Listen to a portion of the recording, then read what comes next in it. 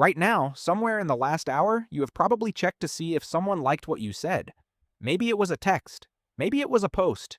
Maybe it was just a glance at someone's face while you were talking, looking for the smallest sign of approval. You tell yourself it does not matter what people think of you. But it does. It matters more than almost anything else your brain tracks. And the real reason why is far stranger than vanity and far older than social media. Here is what is actually happening inside you. For most of human history, being liked was not a matter of ego, it was a matter of survival. Early humans did not survive as individuals.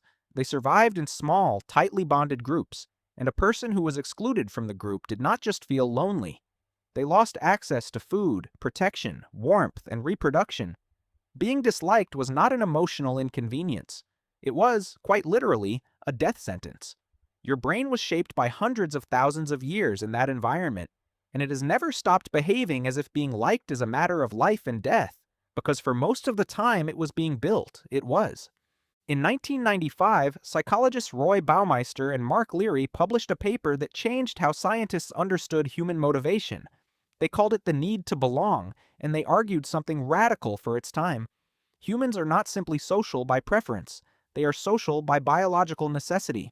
Baumeister and Leary reviewed decades of research and found the same pattern again and again.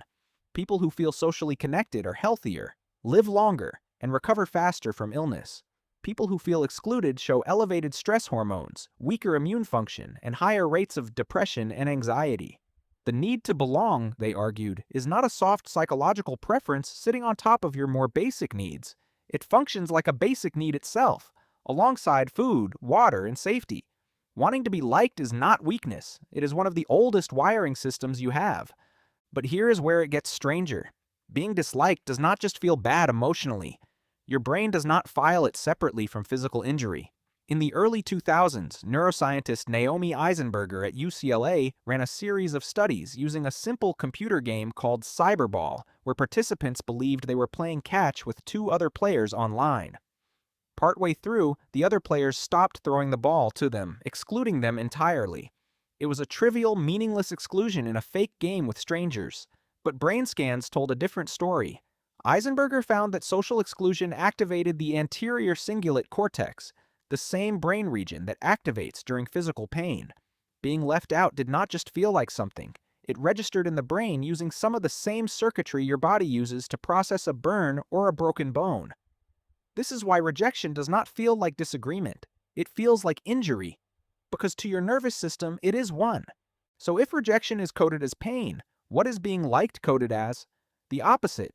Being liked, being included, being approved of, activates the brain's reward pathways, the same dopamine-driven systems involved in eating, in romantic attraction, in receiving unexpected good news.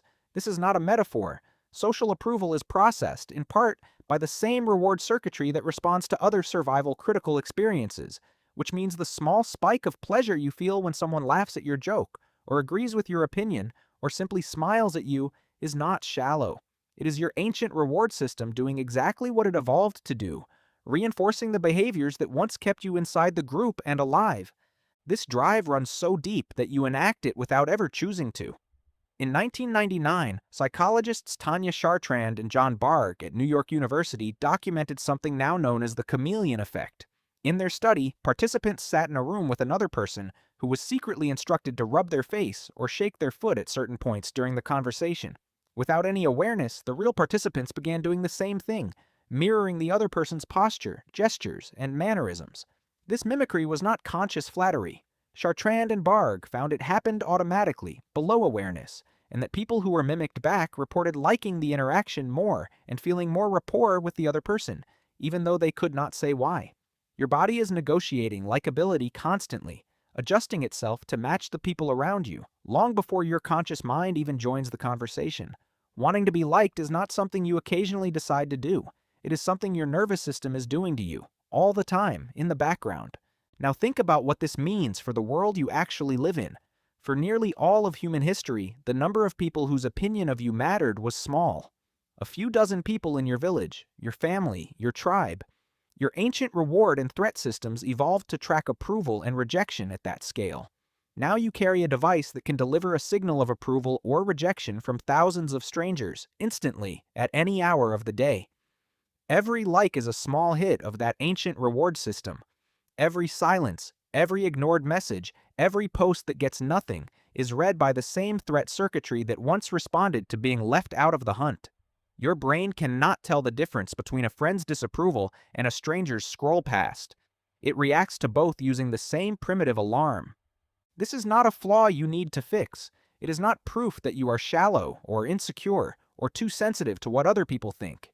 It is proof that you are exactly what evolution built you to be, a creature who cannot survive alone and whose brain still remembers that, even in a world where survival no longer literally depends on it. The people-pleasing you feel embarrassed by, the sting of being excluded from a conversation, the quiet relief when someone simply seems glad to see you, none of it is irrational. It is some of the oldest, most essential circuitry you have, still running, still trying to keep you inside the group.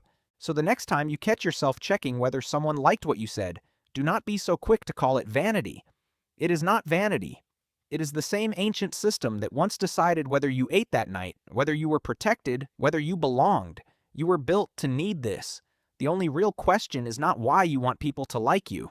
It is what you are going to do, now that you understand why.